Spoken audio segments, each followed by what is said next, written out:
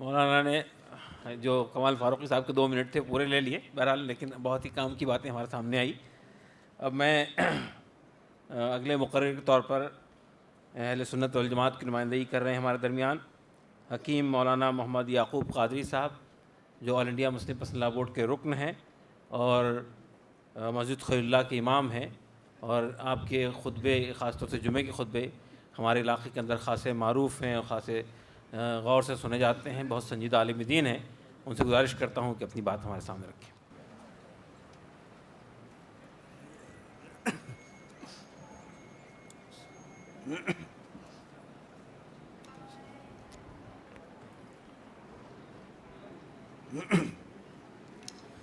السلام علیکم ورحمۃ اللہ.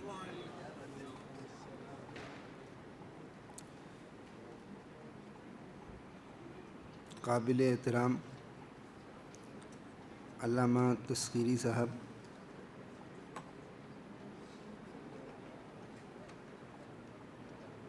دیگر علماء و مشائخ،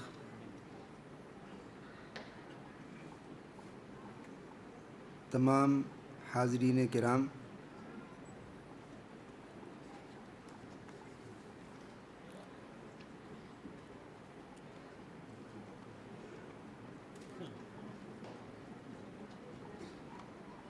آج کی اس محفل میں جو موضوع رکھا گیا ہے تقریب بین المذاہب والادیان،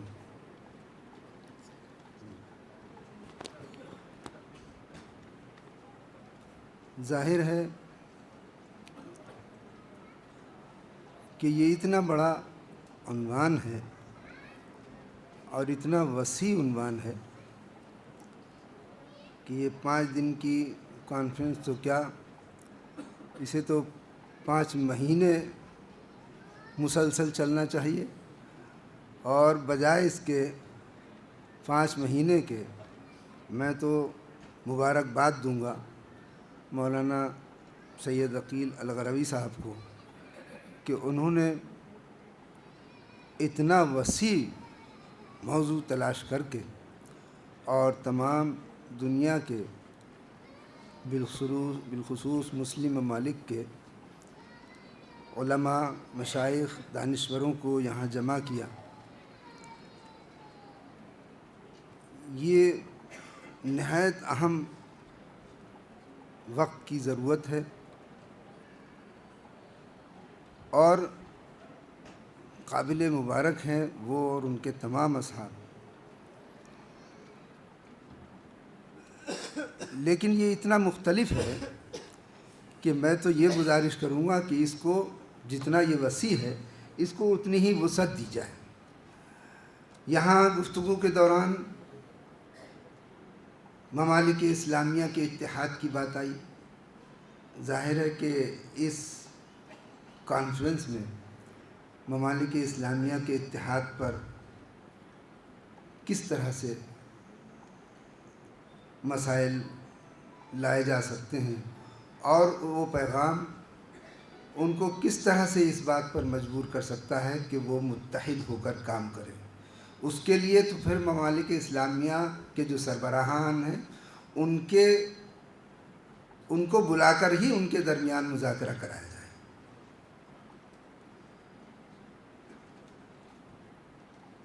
قرآن کریم کی آیت مبارکہ ہے،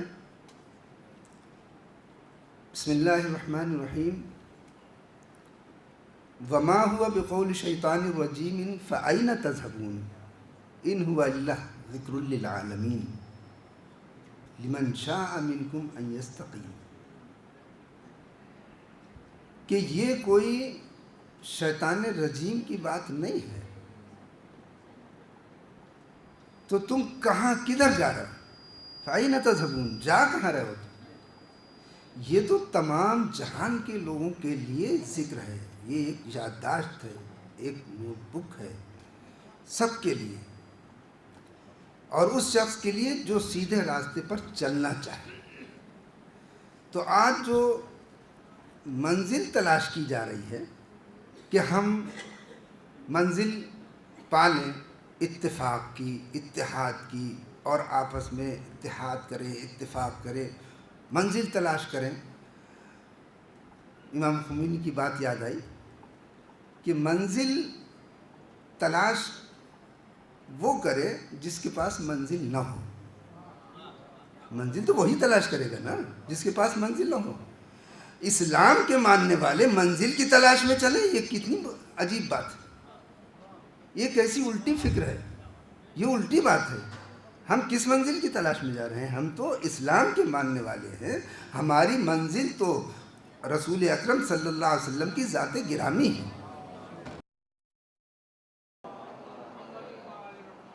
ان سے جب انقلاب ایران کے بعد کچھ لوگوں نے ان سے کہا کہ آپ نے ایران کو 100 سال پیچھے کر دیا، تو انہوں نے برجستہ کہا کہ 100 سال، ہم تو چاہتے ہیں کہ 1400 سال پیچھے دھکیل دیں گے۔ ایران مسلمانوں کو منزل اسی وقت مل سکتی ہے جب ہم رجعت قہقری کے ساتھ ہم پیچھے لوٹیں گے۔ ہم آگے تلاش کر رہے ہیں منزل کو، آگے منزل نہیں ملے گی، ہم پیچھے لوٹیں گے رسول اکرم صلی اللہ علیہ وسلم کی ذات گرامی کی طرف، جبھی ہم کو منزل مل سکتی ہے۔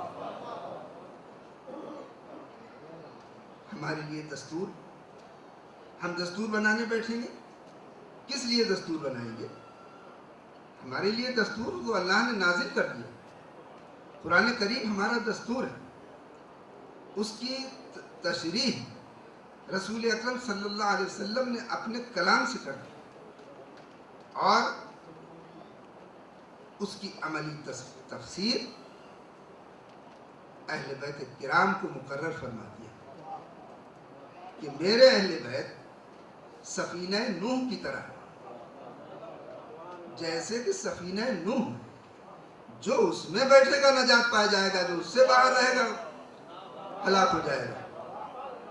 تو اب ہمارے پاس ہمیں کچھ چیزیں تلاش کرنے کی ضرورت نہیں ہے، ہمارے پاس منشور بھی ہے، ہمارے پاس اس کا بیان کرنے والا بھی ہے، ہمارے پاس وہ کشتی بھی ہے جس کے اندر بیٹھ کر ہم نجات پا سکتے ہیں۔ تو اب ہمیں کسی چیز کی تلاش کی ضرورت نہیں ہے۔ ہمیں آج جو بات کی جا رہی ہے کہ آپس کے اختلافات کو ختم کیا جائے، آپس کے، دیکھیے اختلافات جو ہیں بہت صفائی سے، میں تو زمین کا آدمی ہوں، عوامی آدمی ہوں، آپ بہت مفکرانہ تقریریں سن رہے تھے، میں تو سیدھی سیدھی بات کرتا ہوں کہ اختلافات کو دور کرنے کے لیے اگر آپ کوشش کریں گے تو یہ آپ اپنے وقت کو ضائع کرتے رہیں گے، اختلافات تو دور ہوتے نہیں، یہ تو ایک حقیقت ہے۔ اور میں تو ایک بات اور بڑھ کے کہتا ہوں کہ ہمارے یہاں 2 لفظ بولے جاتے ہیں، اتحاد و اتفاق۔ تو اتحاد تو ممکن ہے نہیں، اتحاد کہاں سے ممکن ہے؟ کون اپنا منشور پھاڑنے کے لیے تیار ہوگا؟ کیا شیعہ اپنے جو عقائد ہیں ان سب کو ختم کر دیں گے؟ کیا اہل سنت جماعت جو بنیادی عقائد ہیں ان کو ختم کر لیں گے؟ اپنا منشور کون ختم کرے گا؟ تو جب منشور نہیں ختم کرے گا تو وحدت کیسے قائم ہوگی؟ وحدت تو اسی وقت قائم ہوگی جب منشور ختم کیا جائے گا، اور منشور ختم نہیں ہوگا۔ منشور کے سب کے اپنے اپنے منشور ہیں، اس لیے وحدت کی بات نہیں کیجیے، اتفاق کی بات کیجیے۔ اور ہمیشہ سے اتفاق ہوا ہے، اختلاف ہوا، اس اختلاف کے بعد اتفاق ہو گیا، جبھی امت آگے بڑھتی چلی گئی۔ وحدت تو ہماری ایک ہے جس پر ہم سب متفق ہیں، وحدت کی کوشش کرنے کی ضرورت نہیں ہے، ہم سب اللہ کے ماننے والے ہیں، ہم رسول اکرم صلی اللہ علیہ وسلم کو آخر نبی خاتم المرسلین صلی اللہ علیہ وسلم ماننے والے ہیں، ہم اہل بیت سے محبت رکھنے والے ہیں۔ اب جو اختلافات ہیں، سوال یہ ہے کہ شیعہ حضرات نے علم بلند کیا، انہوں نے جلوس نکالے، آپ نے کہا کہ جلوس نکالنا غلط ہے، کہ آپ تو جلوس میں شامل ہوئیے، آپ بھی تو جلوس نکالتے ہیں، جب آپ جلوس نکالتے ہیں تو پھر وہ جلوس نکالنا ہے تو اس میں کیا پریشانی؟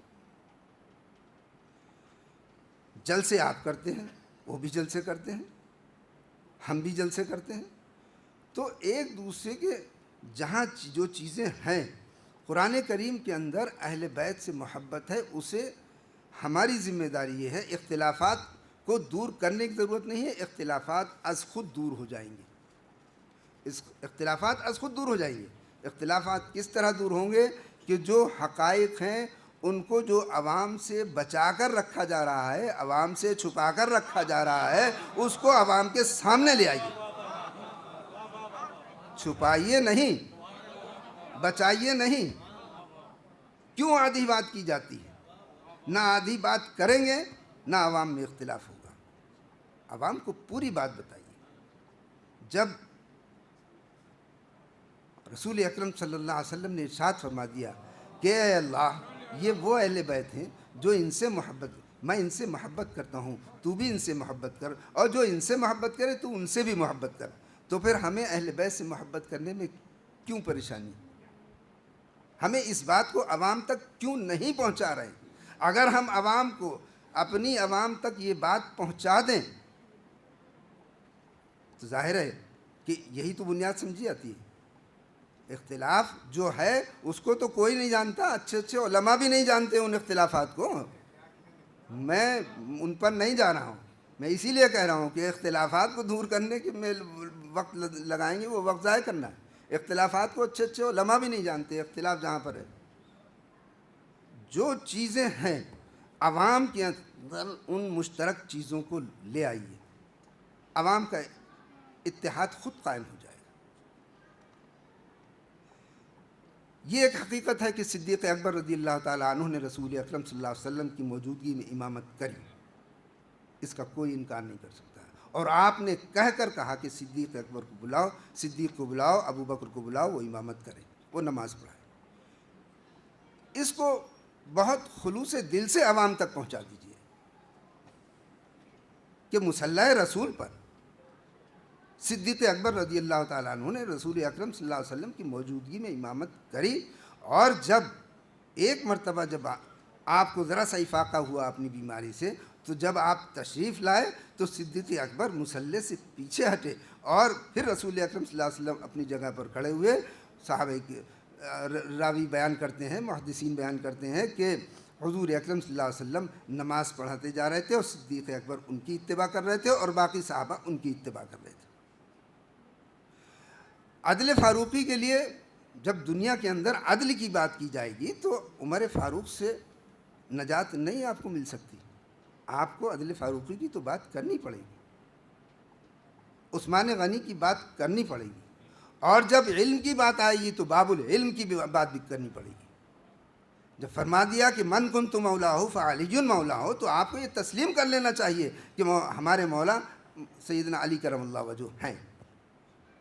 ولایت روحانی جب آپ کو دی گئی تو ہمیں تسلیم کرنا چاہیے، اور تسلیم کیا ہے، تسلیم ہے۔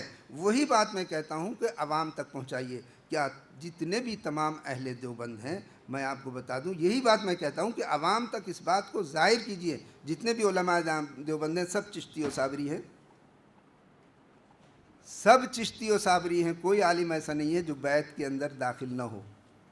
اور جب بیت کا سلسلہ، روحانیت کا سلسلہ چلتا ہے تو کہاں جا کے ٹھہرتا ہے؟ ائمہ کرام پر ٹھہرتا ہے، 12 جو ائمہ ہیں ان پر ٹھہرتا ہے، اور آخر تک جا کے سیدنا علی کرم اللہ وجہ پر جاتا ہے۔ نقشبندی سلسلہ سیدنا ابو بکر صدیق رضی اللہ تعالیٰ عنہ تک بھی جاتا ہے۔ تو جب عوام کو کیوں نہیں بتایا جاتا ہے کہ بیعت جو ہے، بیعت کرنا جائز ہے اور بیعت جو ہے سنت ہے؟ قادری سلسلہ، نقشبندی سلسلہ، سہروردی سلسلہ، کون سی جماعت ایسی ہے کہ جو ان سلاسل کے اندر نہیں ہے؟ تو ائمہ کا مسئلہ صرف ائمہ کو روحانیت کا امام ماننے والے صرف شیعہ تھوڑی ہے، تمام سنی حضرات ہیں جو انہی ائمہ کو امام مانتے ہیں۔ لیکن وہی بات ہے کہ اس بات کو ہم عوام تک نہیں لا رہے، عوام تک پہنچانے کی ضرورت ہے۔ اگر ہم عوام تک ان تمام چیزوں کو پہنچا دیں گے تو پھر عوام خود قریب آ جائے گی، اور جب عوام قریب آ جائے گی تو یہ جو درمیان میں اختلاف اور تمام چیزیں یہ موجود ہیں یہ سب دور ہوتی چلی جائیں گی۔ زِ اتفاق مگس شہد می شود پیدا، خدا چے لذت شیریں در اتفاق نہاد۔ اتفاق کے اندر بہت بڑی لذت ہے، اور یقیناً شہد سے بھی زیادہ لذت ہے، لیکن اس کے لیے مسلسل جد و جہد اور مسلسل عمل کرنا ہوگا۔ یہ ہمارا جو عنوان ہے۔ ایک بات ہم آخر میں فرما دیں، ایک عرض کر دیں کہ ایک ہمارے اخبار میں جو آج آیا کہ محل نزاع سے کیسے بچا جائے، یہ بہت ضروری ہے۔ اتفاق کیسے ہو؟ اتفاق تو خود ہو جائے گا، جو چیزیں ہیں موجود ان کو آپ عوام تک پہنچا دیجئے، اتفاق خود بخود انشاءاللہ العزیز ہو جائے گا۔ محل نزاع سے بچیں کیسے؟ تمام جماعتوں کے اپنے اپنے کچھ تھاٹس ہیں، کچھ فقہی اپنے اپنے اختلافات ہیں۔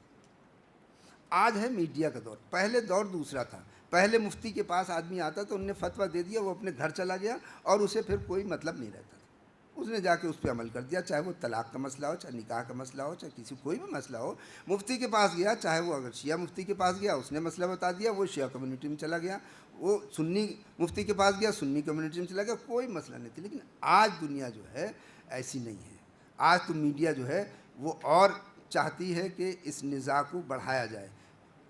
ہمارے پاس بہت لوگ آتے ہیں، ہم انہیں بالکل منع کر دیتے ہیں کہ بھئی ہمارے پاس وقت نہیں ہے، ہم اس لیے کہ آپ یہاں ہم سے کچھ پوچھ رہے ہیں اور اس کے بعد دوسرے عالم سے پوچھیں گے، پھر تیسرے عالم سے پوچھیں گے، اور اس کے بعد جو ہماری اتفاقی باتیں ہیں انہیں تو آپ کٹ کر دیتے ہیں، اور جو نزاعی تھوڑی سی کہیں اختلاف ہوتا ہے اس کو آپ اجاگر کر کے معلوم ہوا ہماری تصویر بھی لے گئے، ہمارا بیان لے گئے، اور وہاں پر یہ دکھا رہے ہیں کہ دیکھیے صاحب اس مسئلے پہ فلاں عالم صاحب یہ کہہ رہے ہیں، فلاں عالم صاحب یہ کہہ رہے ہیں، فلاں عالم صاحب یہ کہہ رہے ہیں۔ اب عوام کا دماغ خراب ہو رہا ہے۔ تو اب میں بالکل زمین کا آدمی ہوں، عوام کا آدمی ہوں، میں وہ بات کر رہا ہوں جس سے ہم کو پریشانیاں ہوتی ہیں۔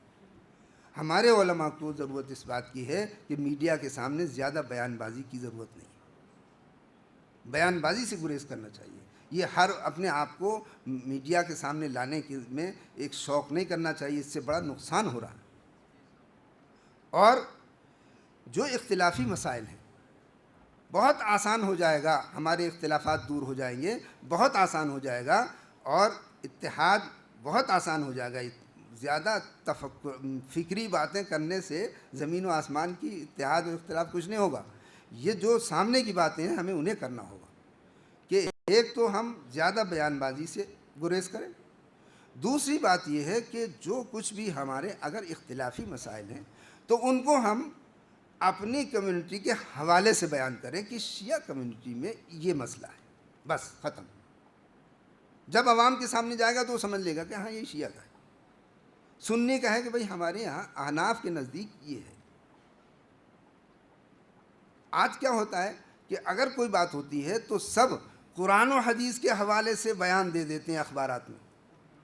معلوم ہوا کہ اختلافات ہو رہے ہیں، وہ کہ صاحب یہ کیا ہے، وہ کہہ رہے ہیں طلاق ہو گئی، وہ کہہ رہے ہیں طلاق نہیں ہو گئی۔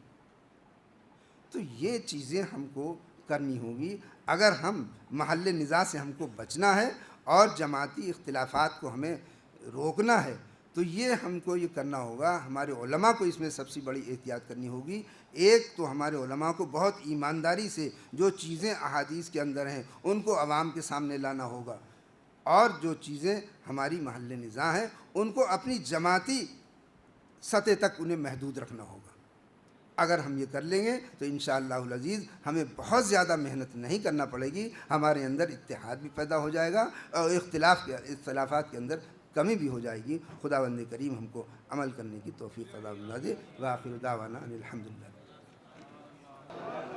جزاک اللہ۔ مولانا یعقوب قاضی صاحب بعض زمینی حقائق پر سے پردہ اٹھا رہے تھے اور بہت پتے کی باتیں آپ نے ہمارے سامنے رکھی ہیں، کس طرح سے ہمارے درمیان اتفاق پیدا ہو سکتا ہے، کیا بنیادیں ہیں۔ اب میں آخر میں مولانا محمد رفیق قاسمی صاحب سیکرٹری جماعت اسلامی سے گزارش کرتا ہوں کہ تشریف لائیں اور اپنی بات ہمارے سامنے رکھیں۔ الحمدللہ رب العالمین والصلاة والسلام علی سید المرسلین محمد الامین وعلی آلہ وصحابہ الطاہرین الی یوم الدین۔ صدر محترم ڈاکٹر مہدی تسخیری صاحب، اسٹیج پر تشریف فرما دوسرے بزرگ، اور یہاں تشریف فرما بزرگوں اور دوستوں، سب سے آخر میں نمبر آیا ہے اور وہ بھی رفیق کا، رقیب کا ہوتا تو بات بن جاتی، لیکن رفیق کا نام سب سے آخر میں لیا گیا ہے۔ مجھے ایک واقعہ یاد آتا ہے آج کے اس پروگرام کے تناظر میں کہ مولانا سید کلب عابد صاحب رحمۃ اللہ علیہ کا جب حادثہ ہوا تو لکھنؤ میں ان کے جنازے کی نماز امام باڑہ غفرہ مآب میں ایک دفعہ ادا کی گئی، اور دوسری دفعہ جنازے کی نماز ٹیلے والی مسجد جو لکھنؤ میں واقع ہے، جو حضرات وہاں تشریف لے گئے ہیں ان کو معلوم ہوگا، وہاں کے امام مولانا فضل الرحمان صاحب نے جنازے کی نماز پڑھائی، اور اس کے بعد پھر جلوس جنازہ غفرہ مآب امام باڑے کی طرف روانہ ہوا۔ شام کے وقت امیر الدولہ پارک میں ایک تعزیتی اجلاس ہوا، اس میں اتفاق سے میں ایک گاؤن پہن کر کے، سردیوں کا زمانہ تھا، پیچھے کھڑا تھا۔ دوسرے دن بلکہ تیسرے دن فضل الرحمان صاحب میرے پاس آئے دفتر جماعت اسلامی میں، انہوں نے کہا کہ ایک بڑا حادثہ ہو گیا ہے۔ حادثہ یہ نہیں کہ مولانا کلب عابد صاحب رحمۃ اللہ علیہ انتقال فرما گئے ہیں، نہیں، بلکہ حادثہ یہ ہوا کہ ان کی بیوی کے اوپر طلاق پڑ گیا ہے۔ تو میں نے کہا بھائی طلاق کس در سے، آپ نے تو دیا نہیں، کہ لیکن میں نے تو نہیں دیا، لیکن پڑ گئی۔ میں نے کہا کیسے پڑی؟ انہوں نے کہا کہ عورتیں آ رہی ہیں گھر میں اور وہ میری بیوی کی تعزیت کر رہی ہیں کہ بہن اب تو صبر کرو، اس لیے کہ بہرحال اللہ کو جو کرنا تھا وہ کر دیا۔ تفصیل میں نے پوچھی تو انہوں نے کہا کہ چونکہ ہم نے جنازے کی نماز پڑھائی تھی اس لیے میرا نکاح ٹوٹ گیا۔ یہ لکھنؤ میں واقعہ ہے کہ جو اس مسلم طبقہ کے تعلق سے ایک حادثہ رونما ہوا۔ پھر میں نے ان کو تفصیل بتائی کہ آپ تو اس تعزیتی اجلاس میں تھے ہی نہیں، کہیں گے پھر کیا ہوا، کہاں سے وہ بات سامنے آ گئی؟ تو معلوم یہ ہوا کہ میں محمد رفیق قاسمی گاؤن پہن کر کے کھڑے تھے اور ان کی تقریر بھی ہوئی تھی، ان کو مولانا فضل الرحمان سمجھ لیا گیا اور اس کے نتیجے میں ان کا نکاح توڑ دیا گیا۔ نکاح ٹوٹے یا جڑے یہ الگ مسئلہ ہے، لیکن یہ ایک حقیقت ہے۔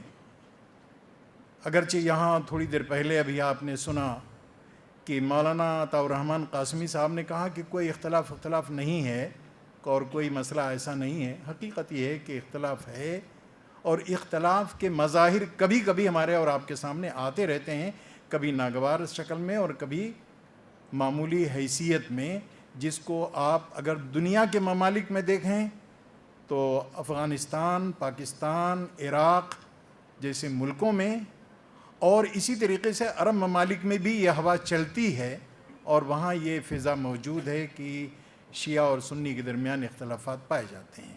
تاریخی ایک حقیقت ہے کہ جس کا انکار نہیں کیا جا سکتا۔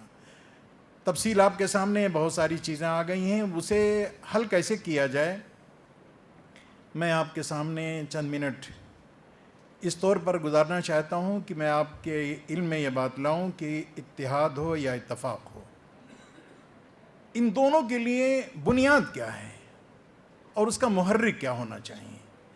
ہمیں یہ بتایا گیا کہ اگر مسلمانوں کے صفوں میں اتحاد ہو جائے، شیعہ سنی متحد ہو جائیں، یا سنیوں کے مختلف مسالک کے لوگ متحد ہو جائیں، یا مسلمانوں کے تمام طبقات اور فرقے متحد ہو جائیں، تو اس کے نتیجے میں ان کے جان مال عزت آبرو کی تحفظ کی ایک ضمانت مل جائے گی۔ یا اسی طریقے سے مسلمانوں کے حقوق کے حصول کے لیے اور اس کے تحفظ کا ایک راستہ نکل آئے گا۔ ہم نے یہ اپنا منتہا بتایا اور یہ اپنا مقصد متعین کیا۔ اور پڑھی کیا ہم نے قرآن کی کون سی آیت؟ ہم نے اطمینان کے ساتھ یہ آیت کریمہ کی تلاوت کی، وَاعْتَصِمُوا بِحَبْلِ اللَّهِ جَمِيعًا وَلَا تَفَرَّقُوا وَاذْكُرُوا نِعْمَةَ اللَّهِ عَلَيْكُمْ إِذْ كُنْتُمْ أَعْدَاءً فَأَلَّفَ بَيْنَ قُلُوبِكُمْ فَأَصْبَحْتُمْ بِنِعْمَتِهِ إِخْوَانًا۔ ہم نے نعمت کو جان مال عزت آبرو کے تحفظ کی شکل میں قرار دے کر کے اور اسی کو منتہا بنا لیا۔ حضرات گرامی، اللہ اور اس کے رسول کا حکم ہے کہ مسلمانوں کے صفوں میں اتحاد ہونا چاہیے۔ اتحاد کے تعلق سے اگر ہمیں دیکھنا ہے تو ہمیں صحابہ کرام رضی اللہ تعالیٰ عنہم اجمعین کی زندگیوں کو دیکھنا ہوگا، اور اتحاد کے اس کیفیت کو اپنے سامنے رکھ کر کے اپنے صفوں میں اتحاد کی کوشش کرنی ہوگی، اور ہمیں دیکھنا ہوگا کہ اتحاد مسلکی اعتبار سے عبادت کی دنیا میں بھی ہمیں اتحاد کی وہ کیفیت کہ جو عام طور سے ہم سمجھتے ہیں وہ کیفیت نہیں پائی جاتی ہے۔ آمین زور سے کہنے والے وہاں موجود تھے، دھیرے سے کہنے والے وہاں موجود تھے، محدثین کی شکل میں، راویوں کی صورت میں وہاں یہ حضرات دیکھے جاتے ہیں۔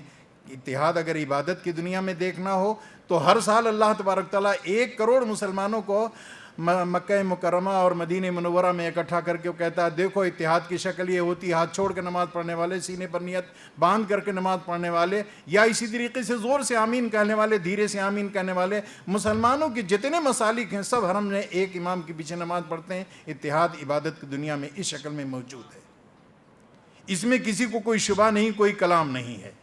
پھر اتحاد کی سیاسی دنیا میں کس انداز سے دیکھنا چاہتے ہیں؟ جنگ جمل بھی ہمیں یاد ہے اور جنگ صفین بھی یاد ہے، ہمیں اس سلسلے میں شہادت عثمان بھی یاد ہے۔ اس کے باوجود ہم میں سے کسی شخص کو یہ حوصلہ نہیں ہے کہ وہ صحابہ کرام کے تعلق سے فیصلہ لکھنے کے لیے بیٹھ جائے کہ حضرت علی رضی اللہ تعالیٰ عنہ حضرت عائشہ رضی اللہ تعالیٰ عنہ کے درمیان ایسا اختلاف تھا کہ ایک حق پر اور دوسرا ناحق پر، یا فیصلہ کرنے کے لیے کہ ایک دوزخ کی طرف جا رہے تھے اور ایک جنت کا راستہ انہوں نے اپنا لیا تھا، یہ ہم میں سے کوئی اختیار نہیں کرتا۔ اتحاد تھا، یعنی اتحاد کا مطلب یہ ہرگز نہیں ہوتا ہے کہ انضمام کا راستہ اختیار کر لیا جائے، انضمام الگ ہوتا ہے اور اتحاد کی کیفیت الگ ہوتی ہے۔ انضمام کا مطلب یہ ہوتا ہے کہ جس مسلک، جس طریقے زندگی دین نے جو گنجائش رکھی ہے اس کو اختیار کرتے ہوئے اگر آپ اطمینان کے ساتھ عمل کر رہے ہیں، دین نے جس کی گنجائش رکھی ہے اگر اس کو اختیار کرتے ہیں، اتحاد ہے۔ اور اگر اپنے مسلک کو چھوڑ کر کے دوسروں کے مسلک کو اختیار کر لینا بغیر کسی دلیل کے، دباؤ کی شکل میں آ کر کے، یا کسی حرص اور لالچ میں آ کر کے، یا دنیا سے متاثر اور خوف کی بنا پر، یہ انضمام کی شکل ہوگی اور یہ کوئی مسلمان اسے پسند نہیں کرے۔ حضرات گرامی، اگر اتحاد کو ہم دیکھیں تو قرآن کریم میں اللہ تبارک تعالیٰ نے فرمایا کہ یہ نعمت ہے، جیسا کہ اس آیت کریمہ میں جس کو ہم سب لوگ پڑھتے ہیں اور اس کا حوالہ دیا جاتا ہے وَاعْتَصِمُوا بِحَبْلِ اللَّهِ جَمِيعًا وَلَا تَفَرَّقُوا، یہ اتحاد کی بات ہے اور اس کو اللہ تبارک تعالیٰ نے 2 دفعہ کہا کہ نعمت ہے یہ۔ وَاذْكُرُوا نِعْمَتَ اللَّهِ عَلَيْكُمْ إِذْ كُنْتُمْ أَعْدَاءً فَأَلَّفَ بَيْنَ قُلُوبِكُمْ فَأَصْبَحْتُمْ بِنِعْمَتِهِ إِخْوَانًا، اور قرآن کریم نے یہ بتا دیا، سنیوں کو بتایا، شیعوں کو بتایا، آج سے 1000 سال پہلے بتایا اور 1000 سال بعد بتایا جائے گا، قیامت تک یہ بات بتائی جاتی رہے گی کہ اس نعمت کے بارے میں جو تمہیں اتحاد کی شکل میں، نعمت اور ایمان کی بنیاد پر جو تمہارے صفوں میں اتحاد ہوگا، اس کے بارے میں اللہ تبارک تعالیٰ پوچھے گا۔ ثم لتسألن یومئذ عن النعیم، اگر اس اتحاد کو ایمان سے جوڑا جائے گا، ایمان مستقل چیز ہے، دائمی چیز ہے، وہ کبھی ختم ہونے والا نہیں، لیکن اگر آپ حقوق کے حصول کے لیے، جان مال کے تحفظ کے لیے اگر آپ اتحاد کی بنیاد رکھنا چاہتے ہیں، تو جب جان مال کی عزت آبرو کے تحفظ کی شکل نکل آئے گی تو اتحاد بھی اپنا راستہ ناپ لے گا اور آپ بغیر اتحاد کے کھڑے نظر آئیں گے، جیسا کہ دیکھا جاتا ہے۔ براہ کرم آپ اپنے اس اتحاد کو ایمان سے جوڑیے، یقینی طور پر آپ اسے ایک حکمت عملی یا وقتی ضرورت کی بنیاد پر آپ نہ بنائیں، بنا چور اچکے بھی اتحاد کر لیا کرتے ہیں، سیاسی رہنما بھی اتحاد کر لیا کرتے ہیں، جیسا کہ اب آپ دیکھ رہے ہیں الیکشن کی بہار چل رہی ہے اور ہوا ایک فضا بنی ہوئی ہے، جانے کیسے کیسے لوگ جو کل گالیاں دیا کرتے تھے ایک دوسرے کو، آج اتحاد کے نام پر وہ ایک دوسرے سے قریب نظر آتے ہیں۔ کیا ایسا اتحاد آپ کو چاہیے؟ قُلْ هَلْ يَسْتَوِي الَّذِينَ يَعْلَمُونَ وَالَّذِينَ لَا يَعْلَمُونَ، آپ قرآن کا علم رکھنے والے ان لوگوں کے مقابلے میں وہی طریقہ آپ اختیار کرتے ہیں جو ہریجنوں نے اختیار کیا، جو دلتوں نے اختیار کیا، جو دوسرے لوگوں نے اختیار کیا، اسی کو بنیاد بنا کر کے آپ نے بھی حقوق کے مانگنے کے لیے اتحاد کی فضا بنائی ہے؟ نہیں، آپ تو ایمان کی بنیاد پر اللہ کی رضا کے حصول کے لیے، اللہ کے نعمت کو پانے کے لیے آپ جب اتحاد کی بنیاد رکھیں گے تو یقیناً وہ اتحاد پائیدار کی قسم کی اتحاد ہوگی، اور اسی سے اللہ تبارک تعالیٰ قیامت کے دن ہم سب سے سوال کرے گا، اور اس کی فکر اگر ہمارے ذہنوں میں نہ ہو کہ کون آخرت ہوگی اور کب جواب دہی کرنی پڑے گی اور کیا اس کے بارے میں سوچا جائے گا، اگر اس سے غافل ہو گئے، استحضار آخرت سے، فکر آخرت سے، اللہ کے سامنے جواب دہی کے فکر سے اگر فارغ ہو گئے تو یقین کیجئے کہ نہ اتحاد باقی رہے گا، نہ انضمام کی کوئی شکل نکلے گی، اور نہ آپ کے تحفظ اور آپ کے جان و مال کی حفاظت کی کوئی شکل نکلے گی۔ حضرات گرامی، یقیناً شیعہ سنی کے درمیان اتحاد نہیں ہے اور اختلاف ہے، پرانا ہے، لیکن اس اتحاد کو قائم کرنے کے لیے کیا کرنا چاہیے؟ 3 باتیں موٹی موٹی جو دیسی انداز کی ہیں ان کو اگر گرہ سے باندھیں، میرے نزدیک وہ چیز ایسی ہے کہ جس کو میں نے جب آیت اللہ خامنئی صاحب سے تہران میں ان کے دفتر میں جب میں نے ان کے سامنے گزارش کے طور پر پیش کی تو انہوں نے دعائیں دی تھیں اور کہا تھا کہ یقیناً اس کو بنیاد بنا کر کے ہمیں آگے بڑھنا چاہیے۔ ظاہر ہے کہ ان کا علم نہایت ہی بلند ہے، لیکن اس کے باوجود ان کی دعا سے یہ بات معلوم ہوئی اور ان کے اتفاق کرنے سے یہ بات معلوم ہوئی کہ یقیناً یہ کرنے کا کام ہے اور یقیناً یہ کام کرنا چاہیے۔ جیسا کہ صبح کے نشستوں سے لے کر اب تک کی بات آپ کے سامنے آئی ہے کہ اگر ہمارے سامنے دوسرے مسلک کے لوگوں کی تفصیلات آئیں کہ کون کیا ہے اور ان کے مسالک کیا ہیں، ان کی تفصیلات کیا ہیں، تو یقینی طور پر بہت ساری غلط فہمیاں ایسی ہوں گی کہ جن کا ازالہ ممکن ہی نہیں بلکہ واقع ہو جائے گا۔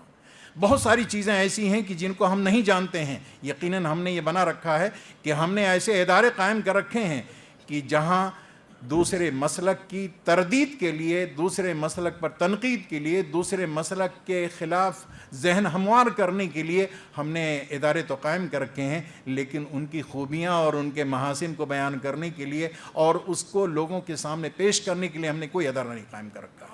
آپ نے قائم کر رکھا ہو جیسا کہ ایران میں ایک ادارہ قائم ادارہ تقریب بالمذاہب کے نام سے، لیکن آپ ہندوستان میں یا دنیا کے کسی سنی ملک میں، جو 58 ملک ہیں ایران کے علاوہ، کسی ملک میں آپ نام لے کر کے دیکھیں کہ جہاں اس انداز کا کوئی ادارہ، کوئی ایسی کوشش، کوئی ایسا عالم دین جو اس کام میں لگا ہوا ہو۔ کیا صرف شیعہ صاحبان کو یہ کام کرنا ہے؟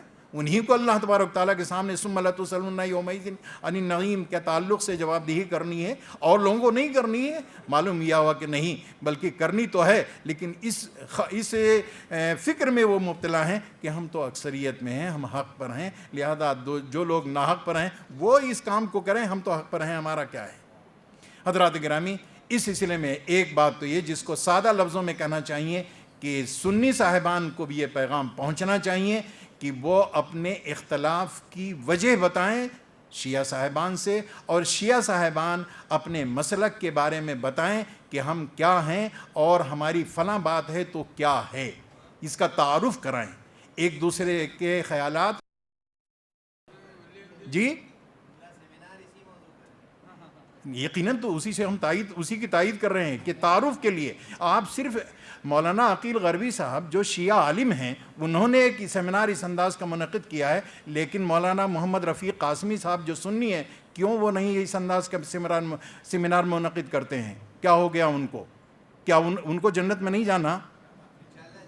جائیں گے، یقیناً جائیں گے، لیکن جب جنت کا کام کریں گے جب جائیں گے، ایسے دیسی انداز سے بغیر کچھ کیے دھرے نہیں جا سکتے ہیں۔ تو تعارف کا جہاں تک تعلق ہے وہ تعارف یقیناً ہونا چاہیے، اور اس کے بغیر نہ آپ کے درمیان اتحاد کی کوئی شکل بن سکے گی اور نہ اس سلسلے میں کوئی کام ہو سکے گا۔ نمبر 1۔ نمبر 2 یہ کہ باہمی تعلق، آج آپ دیکھ رہے ہیں کہ سیاسی دنیا میں کانگریس پارٹی اور اس کے پرچم کے نیچے شیعہ امیدوار جا کر کے ٹکٹ مانگنے کے لیے کھڑا ہو جاتا ہے، اور وہاں سنی بھی کھڑا ہو جاتا ہے، اور ہر مسلک کے لوگ وہاں ٹکٹ لینے کے لیے کھڑے، کوئی اختلاف نہیں ہے سیاسی دنیا میں۔ لیکن جب دینی دنیا میں آتے ہیں، جو ایمان کا مسئلہ ہے، معلوم ہوا کہ وہاں ایک دوسرے کے ساتھ قریب آنے کے لیے تیار نہیں ہے۔ تعلق اللہ تبارک تعالیٰ کے حکم کے تحت من احب للہ و ابغض للہ و اعطى للہ و منع للہ فقد استکمل الایمان، ایمان کی تکمیل کے لیے ضروری ہے کہ شیعہ صاحبان سے ہم محبت کریں، تو اس لیے چاہے وہ اہل بیت سے لے کر کے اور آج تک اور آج کے بعد آئندہ تک، صرف اس لیے محبت کریں کہ یہ مسلمان ہیں اور اللہ تبارک تعالیٰ نے مسلمانوں سے محبت کرنے کا حکم دیا ہے، رحماء بینہم کا حکم دیا ہے۔ جہاں اشداء علی الکفار کی بات کہی تھی ان سے تو محبت ہو رہی ہے، اور جہاں محبت کی بات کہی جا رہی تھی وہاں دشمنی کی جا رہی ہے۔ یہ کون سا الٹا طریقہ اختیار کیا جا رہا ہے؟ الحب للہ والبغض للہ، اللہ کے لیے محبت کری جائے، یقیناً یہ ایمان کو تقویت پہنچانے والی بات ہوگی اور اس سے یقیناً فائدہ ہوگا۔ تو تعلق، باہمی تعلق ہونا چاہیے، اور تعلق اللہ کے حکم کے تحت ہونا چاہیے۔ اور تیسری بات یہ ہونی چاہیے کہ ہم اس بات کے لیے کوشش کریں دونوں طرف سے لوگ سنی اور شیعہ دونوں صاحبان اس بات کے لیے کوشش کریں، دونوں کے زومہ اور جو ذمہ داران ہیں اس بات کے لیے کوشش کریں کہ اپنے فکر میں دین میں دی ہوئی وسعت سے فائدہ اٹھاتے ہوئے اگر کسی کے قریب آ کر کے ہم توسع کا راستہ اختیار کر سکتے ہیں تو اس کے کرنے میں ہمیں کوئی تکلف نہیں ہونا چاہیے۔ یہاں بہت دیر سے کئی دفعے کئی لوگوں نے یہ بات مثال کے طور سے پیش کی اور ڈاکٹر سید قلب صادق صاحب کا حوالہ دیا کہ جب کبھی وہ کہاں ہوتے ہیں تو ان کے فکر میں یہ توسع کی عید کی نماز انہوں نے پڑھ لی، کوئی اللہ بندہ یہ نہیں پوچھتا ہے کہ اس مصلی پر کسی اور کو کھڑا کر کے اور ان کے پیچھے جو شیعہ امام ہو اس کے پیچھے سنی صاحبان بھی نماز پڑھنے تو کیا حرج ہے اس میں، کوئی یہ مطالبہ نہیں کرتا، نہ کسی کو توفیق ہوتی اس بات کے لیے۔ قلب صادق صاحب کا یہ معمول ہے جس کو میں نے خود دیکھا اور زبردستی کیا، انہوں نے سفر میں اسفار میں ان کے ساتھ رہنے کا اتفاق ہوا کہ وہ کہتے ہیں کہ تم نماز پڑھاؤ، تمہارے پیچھے نماز ہماری ہوگی، اور نماز میں کوئی ادنا، میں نے کہا کہ آپ یہ کیوں کرتے ہیں تو ایک دفعہ کہنے لگے دیکھو تمہاری نماز میرے پیچھے پڑھنے میں تمہاری نماز کچھ گڑبڑ ہو جائے گی، لیکن میری نماز تمہارے پیچھے پڑھنے میں کوئی پریشانی نہیں ہوگی۔ یہ انہوں نے وجہ بتائی، یہ وجہ بتائی۔ میں اس وجہ سے آپ اتفاق کریں اختلاف کریں وہ الگ مسئلہ ہے، لیکن میں عرض کرنا چاہتا ہوں کہ یہ توسع دونوں طرف سے ہونا چاہیے، جب جا کر کے ملت کی یہ گاڑی جو پھنسی ہوئی ہے یہ گاڑی نکل سکتی ہے۔ میں اس موقع پر ایک بات عرض کرنا چاہتا ہوں اور وہ یہ کہ آپ علماء کرام جہاں سے عالم بنتے ہیں وہ مدارس، شیعوں کے مدارس الگ ہیں، سنیوں کے مدارس الگ ہیں، اہل حدیث کے مدارس الگ ہیں، دیوبندیوں کے مدارس الگ ہیں۔ ان مدارس میں اگر دارالعلوم دیوبند میں کوئی اہل حدیث طالب علم چلا جاتا ہے تو اس کا چھپاؤ پا کر کے جیسے کیسے داخلہ ہو جاتا ہے، لیکن اگر یہ پتہ چل جائے کہ شیعہ ہے تو کیا وہ داخلہ اس کا ہو جائے گا؟ بھئی وہی نصاب تو پڑھے گا وہ، کوئی دوسرا نصاب تو پڑھے گا نہیں، کوئی انتظام نہیں کریں گے جامعۃ المصطفیٰ کے طریقے سے کہ اگر دنیا کے کہیں کا کوئی قم میں جو جامعۃ المصطفیٰ ہے وہاں معلوم ہوا کہ مختلف مسالک کے لوگوں کے طلبہ کے تعلیم کے لیے وہاں انتظام کیا گیا، اساتذہ کا انتظام کیا گیا ہے، لیکن ہمارے ہاں تو ایسا انتظام نہیں ہے۔ ان مدارس کے دروازوں کو دوسرے مسالک کے لوگوں کے لیے کھولنا ہوگا، اور اگر کھول دیں تو یہ صرف علماء کے دلوں کے دروازے نہیں بلکہ عوام اور خواص کے دلوں کے دروازے کھل جائیں گے اگر مدرسوں کے دروازے آپ کھول دیں۔ ان جو دروازے بند ہیں آپ کے مسلکی بنیاد پر، ان دروازوں کو کھولنا ہوگا تاکہ دوسرے لوگ بھی وہاں سے فائدہ اٹھائیں، اور عوام کو معلوم ہو کہ دارالعلوم دیوبند میں شیعہ کو بھی پڑھایا جاتا ہے، سنیوں کو بھی پڑھایا جاتا ہے، یا اسی طریقے سے مدرسہ ناظمیہ میں لکھنؤ میں، یا اسی طریقے سے اصل مدارس میں سنی طلبہ کو بھی پڑھنے کا موقع حاصل ہے۔ وہاں کوئی ایسی ویسی تنگ نظری نہیں ہے۔ جب یہ وسعت نظری کا ثبوت پیش کیا جائے گا تو یقینی طور پر آپ اس ایک اچھے منظر کو دیکھیں گے کہ جس کو آپ جانتے ہیں کہ یہ ضروری ہے، اور جس ضرورت کا اظہار کیا جا رہا ہے یقینی طور پر یہ کیفیت پیدا ہوگی۔ حضرات گرامی، نہ تو اتحاد کے قائم کرنے کے سلسلے میں مایوس ہونا چاہیے اور نہ اس کو ناممکن بنانا چاہیے، اس لیے کہ اللہ تبارک و تعالیٰ نے قرآن عظیم میں اور نبی اکرم صلی اللہ علیہ وسلم نے اپنے احادیث میں اتحاد بین المسلمین کی جو ہدایت بیان فرمائی ہے، اگر ہم یہ کہیں گے کہ اتحاد ناممکن ہے تو یقینی طور پر اللہ اور اس کے رسول کے علم پر ہم انگلی اٹھانے کے مترادف یہ بات ہوگی، اور یہ کوئی مسلمان ایسے برداشت نہیں کرے گا۔ آخر میں ایک بات میں اور عرض کر دوں کہ آپ یہ جو کوسنا سناتے ہیں کہ موساد والوں نے اور CIA والوں نے اور فلاں لوگوں نے مسلمانوں کو بہکا رکھا اور انتشار، کیا آپ یہ سمجھتے ہیں کہ آپ اتنے سادہ ہیں جن کے پاس قرآن و حدیث کا علم ہے، اتنے سادہ ہیں کہ موساد والے آپ کو جدھر چاہیں ہکا کر کے لے کے چلے جائیں اور ان کے پیچھے چلے جائیں؟ آپ کیا اتنے سادہ قسم کے آپ لوگ ہیں کہ جو چاہیں آپ کو استعمال کر لے؟ نہیں، آپ اتنے سادہ نہیں ہیں۔ یہ سادگی ذرا سا دیکھیے کہ سادگی ہے کیا، اس کے پیچھے محرک کیا ہے۔ دین سے جب بے تعلقی ہوگی اور دینی تعلق اور ایمانی رشتہ جب کمزور ہوگا تو یقینی طور پر صرف موساد ہی کے لوگ نہیں بلکہ جانے کون سے لوگ ہم کو ہکاتے رہیں گے اور اپنے مقصد کے لیے استعمال کرتے رہیں گے۔ اللہ ان تمام شرور سے، فتنوں اور فساد سے ہماری حفاظت فرمائے اور ہمیں صحیح رہنمائی، صحیح راہ پر چلنے کی توفیق عطا فرمائے۔ وآخر دعوانا ان الحمدللہ رب العالمین۔ جزاک اللہ۔ مولانا محمد رفیع قاسم صاحب سے بھی آپ گفتگو سماعت فرما رہے تھے۔ میں نے کہا تھا آخری مقرر، لیکن ایک بات رہ گئی ہے۔ ہمارے درمیان ایک مقرر ہیں ثقلین میگی صاحب، انہوں نے ایک مقالہ لکھا تھا، اس کا موقع تو نہیں لیکن میں ان سے گزارش کرتا ہوں کہ please come over here and present your paper in a very distinct form.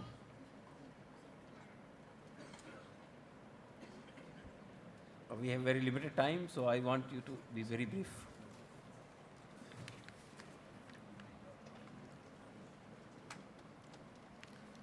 Bismillahir Rahmanir Rahim. Hujjatul Islam wal Muslimin Dr. Tashkiri, Ulama Ikram, respected scholars, elders, my brothers and sisters, Assalamu alaikum. This is a wonderful invitation to come and present a paper on media, and at the same time to be told that please be brief. So I shall do my best. First of all, I tried to talk here yesterday and was requested by Maulana Zishan Hidayati to talk on Monday. Now the problem was that I could try and change my ticket, which was possible, but the real problem was that I came here for Friday, Saturday and Sunday with 3 suits. So this is my last suit. If I was supposed to talk tomorrow, then I would have had no suit. So thank you very much for the occasion today. My paper, which I have written in very simple English, is because I believe in intellectuals of 2 sorts. One is the intellectuals who think very high and lofty and leave me behind. And I also believe on those intellectuals who believe in action. My paper is pure action, nothing else. I believe in doing things from my heart because that is the easiest way to do things. Because when you think and try to do things intellectually with your brain, there is always logic behind why not to do it. My simple message today to especially the ulama and people gathered here today is to try and utilize the media for the propagation of our faith. It is very important that we try and ascertain the facts of how this can be done. I would like to draw quick attention to a few years back when there was this fashion of creating and opening houses. We would see people who have gone to Iran, Iraq, Pakistan maybe for 3 years suddenly come back because they were good orators or because they had some good backing, they would want to start houses. They would go to our ulama with the message that we are doing tabligh, and they would get permissions to use maybe hukuk money, or they would get blessings, and suddenly all these houses would turn up. The damage that these so-called houses run by so-called scholars is immense. We can see here by your own neighbor where houses have virtually destroyed a nation. This phenomenon of houses and the problem it creates is in the West as well and many other places. I'm not an expert on that, but I can see the problems that are there. The same thing is happening nowadays, that there is this fashion that media is supposed to be a hub word and a very fashionable word. Anybody who wants to do anything has to be associated with a media. Now media can be radio media, there could be print media and television media. We have to make sure that those people who want to start any of these, they have to be vetted properly. People, especially ulamas, scholars like yourselves here, should not blindly support just because somebody came in a new suit today, gives you a nice talk, that he should be given a support to start a television channel tomorrow. Same goes with print media and same goes with radio media. It is very important to start vetting these people. This message is for Muslims in general and for us Shias in particular. In my paper, which has been circulated, there is a special checklist which we would like people to adhere to. Now, my qualification to speak on this subject is, people who know me will know that I'm very passionate with this industry. I have dedicated virtually most of my young life to try and learn and be somebody who can be an authority to speak on it because of my own intentions to have a foot in this particular lucrative business. I have, over the last 10 years, made sure that people are in various industries sponsored by myself or by my companies. I've literally beaten up my children to go and have a degree to do something with media so they can be utilized as well. And my message today to the ulama and to the scholars is to encourage as many people to go into this industry. The reason being that when we have our own television channels, we should have our own people to work with. We will see instances when Shias are working in other industries where should they say something, they will be sacked or demoted. We do not want this to happen when we have our own media.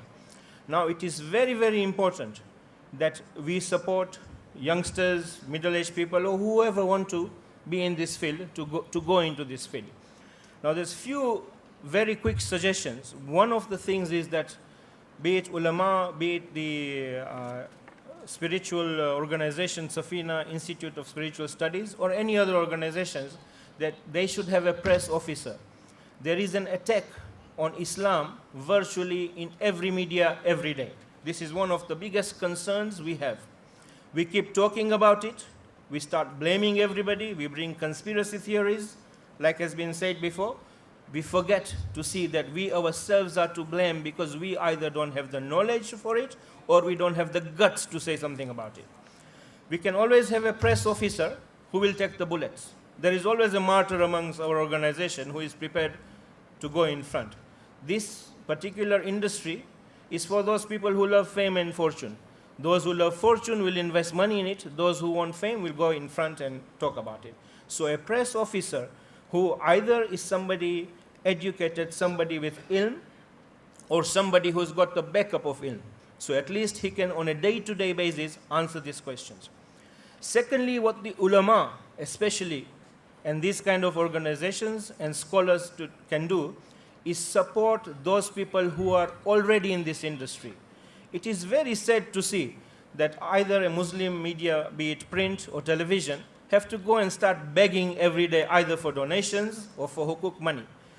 A travel agent or a shoe salesman doesn't go and beg for donations, doesn't go and ask for hukuk money, same as the people in the media industry have got no right to ask for hukuk money. It is a business. If they can't do this business, then they should be out. So they should be supported by utilization. For example, this particular conference, inshallah, I understand will be reported in a lot of media. But there is a way to support these particular things as well. Especially in India, you do not get articles for free.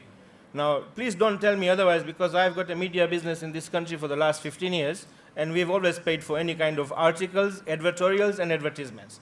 It is an unfortunate reality of this particular business. This phenomenon is worldwide. This particular industry is financed by money either from somebody's pocket. So if I want fame and fortune, I've got to pay for it. Or it is financed by those people who want to increase their business by way of advertising and sponsorships. So this is the way this industry is financed. If you look, for example, in India itself, the amount of television channels you have is more than what we have in the Western countries. None of them is financed by donations or hukuk money, unless it's an Islamic one, who go and beg on the screen, which is a shameful thing for us to do. So we, as organizations, as business people, there is a saying of Imam Ali alayhi salam, which I don't remember, but the gist is that, O sons of Adam, whatever you have got in excess of what you need doesn't belong to you.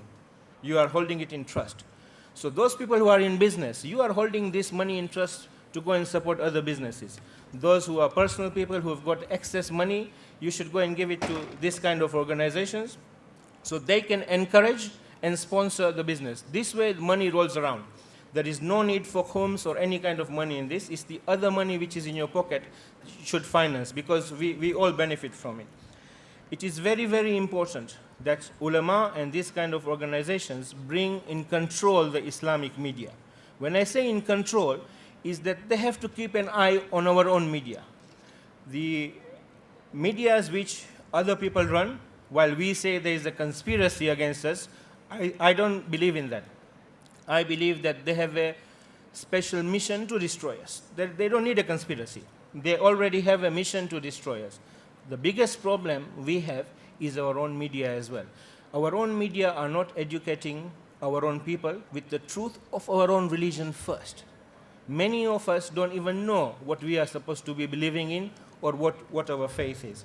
So the ulama and organizations like this can control this particular flow of information two ways. One is by giving the information. Secondly is by paying for it. Paying for it in the sense that we buy a page in the newspaper where we give the information we want. So just to summarize quickly, it is very, very important that we utilize the media in a very, very right way. Otherwise, the damage caused by houses is nothing, because they have got 50, 100, 500 people with them. However, the reach of the media, especially the television media, goes into millions. And when we lose these millions of our Muslim people or Shia people, to regain them back is going to be virtually impossible. Assalamu alaikum wa rahmatullahi wa barakatuh. افسوس کی بات یہ ہے کہ بہت ہی اہم موضوع پر آپ نے گفتگو کی ہے، لیکن بالکل آخری وقت میں اور بہت اختصار کے ساتھ آپ کو بات رکھنی پڑی ہے۔ ہم لوگ پورے ملک میں اور خود ہندوستان میں بھی اس تلخ تجربے سے گزر رہے ہیں کہ میڈیا کس طرح سے مسلمانوں کے معاملات کو مینپولیٹ کرتا ہے اور اسلام کو اور مسلمانوں کو دنیا میں بدنام کرنے کی کوشش کرتا ہے۔ آپ نے خود بہت اہم اور پریکٹیکل سجیشنز دیے ہیں اپنے اس پیپر کے اندر کہ ہمیں کس طرح سے میڈیا کو استعمال کرنا چاہیے، اور اس سلسلے میں یہ کہ ایک خاص بات ہمارے سامنے یہ رہی ہے کہ بعض اوقات ہم یہ سمجھتے ہیں کہ ہمارا اپنا میڈیا ہونا چاہیے، یہ بات بھی اہم ہے، لیکن اس ساتھ ساتھ یہ بات بھی اہم ہے کہ جو ایگزسٹنگ میڈیا ہے اس کے اندر ہم کیسے پینیٹریٹ کریں۔ آپ نے یہ بات کہی ہے اپنی گفتگو میں، اپنے مقالے میں، کہ ہمیں اپنے بچوں کو انکریج کرنا چاہیے کہ وہ جو اپنا کیریئر پلان کریں تو میڈیا کو بھی ایک اسٹرانگ آپشن کے سامنے رکھیں۔ اس کے بعد آپ نے یہ بات کہی ہے کہ ہم پیسے کے لیے بھی بہت سارے کام کرتے ہیں، لیکن ہم میڈیا پہ پیسہ خرچ کرنا نہیں چاہتے ہیں۔ آج کل جتنے اخبارات اور رسائل، الیکٹرانک اور پرنٹ میڈیا ہے، سب پیسے کا کھیل چل رہا ہے۔ پیسے کے ذریعے سے لوگ اپنی بات میڈیا میں پہنچاتے ہیں اور میڈیا ان کی بات کو پہنچاتا ہے۔ تو ہم کیوں نہیں پیسہ استعمال کرتے ہوئے اپنے مقالات کو، اپنی تحریروں کو، اپنے مضامین کو، اپنی رپورٹنگ پروگراموں کی رپورٹنگ کو اس طرح میڈیا کے اندر پہنچانے کی کوشش کریں۔ ہمیں اپنے نظریات کو اور اپنی فکر کو میڈیا کے ذریعے لوگوں تک پہنچانے کی کوشش کرنی چاہیے۔ آپ کو یہ بات سمجھنی چاہیے کہ میڈیا کی ریچ بہت دور تک ہے اور بہت دیرپا اور بہت دور رس ہے، اس لیے ہمیں میڈیا کا بھرپور استعمال کرنا چاہیے۔ اور آپ نے اپنی گفتگو میں حضرت امام علی رضی اللہ عنہ کا مقولہ بھی پیش کیا کہ آپ کے پاس جو فاضل پیسہ ہے وہ آپ کا نہیں ہے، تو یہ فاضل پیسہ جو ہے اس طرح کے اہم کاموں پر استعمال ہونا چاہیے۔ اگر ہم میڈیا کو صحیح طریقے سے استعمال کریں گے تو آج جو میڈیا کی کارستانیاں ہمارے خلاف ہو رہی ہے، ہم اس کو اپنے مقاصد کے لیے، اچھے مقاصد کے لیے استعمال کر سکتے ہیں۔ یہ آخری گفتگو اور آخری مقالہ تھا۔ پھر سے ایک بار یہ اعلان کروں کہ کل شام میں پروگرام 5 بجے کے بجائے 4 بجے شروع ہوگا، اور اس کے علاوہ یہ پروگرام آخری پروگرام جو ہے پرسوں یہاں ہوگا، اور وہ پرسوں کا پروگرام حسب معمول صبح 9 بجے سے، صبح 10 بجے سے شروع ہوگا۔ 9:30 پر چائے ہے، یعنی 9:30 سمجھ لیجیے آپ، تاکہ 9:30 پر چائے سے پروگرام کا آغاز ہوگا۔ تو یہ 2 پروگراموں کی تفصیلات ہیں۔ الحمدللہ آج بہت اہم مقالے اور اہم تقریریں ہمارے درمیان ہوئی ہے۔ ہم سمجھتے ہیں کہ جو بنیادی مقصد تھا اس پروگرام کا، اس میں کئی اہم باتیں ہمارے سامنے آئی ہیں۔ یہ بنیاد بن سکتی ہے ہمارے آئندہ کے مستقبل کے منصوبوں کے لیے۔ واخر الحمدللہ رب العالمین۔